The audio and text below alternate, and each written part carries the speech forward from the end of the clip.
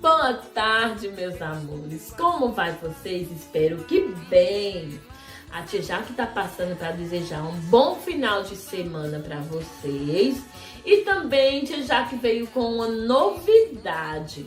Sim, isso mesmo, uma novidade. A gente vai hoje ouvir a historinha da lenda da fogueira de São João.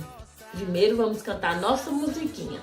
Zip, zip, zá, minha boca eu vou fechar. Fechei. Vamos lá? Diz a lenda que a fogueira é uma característica das festas de São João e também um sinal do nascimento de São João Batista. Eu vou explicar a vocês quem é São João Batista.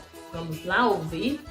Santa Isabel era a mãe de São João, muito amiga de Maria, Nossa Senhora, a mãe de Jesus.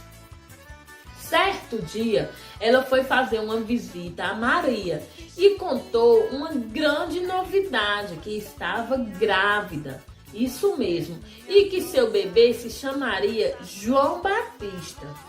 E queria que Maria fosse visitar ela quando seu bebê nascesse. Mas Maria perguntou: como vou saber quando ele nascer?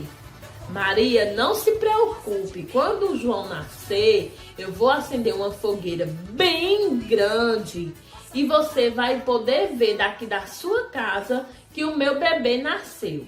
Passou-se o tempo, certo dia, Maria estava no seu quintal quando viu bem longe uma fumaceira no céu e umas chamas vermelhas. Então, Maria resolveu fazer a visita a Santa Isabel. E quando chegou lá, se deparou com uma cena linda. Santa Isabel com São João em seus braços. Esse que seria um dos santos mais importantes da igreja. E tudo isso se deu dia 24 de junho. E essa é a lenda da fogueira. Vocês gostaram?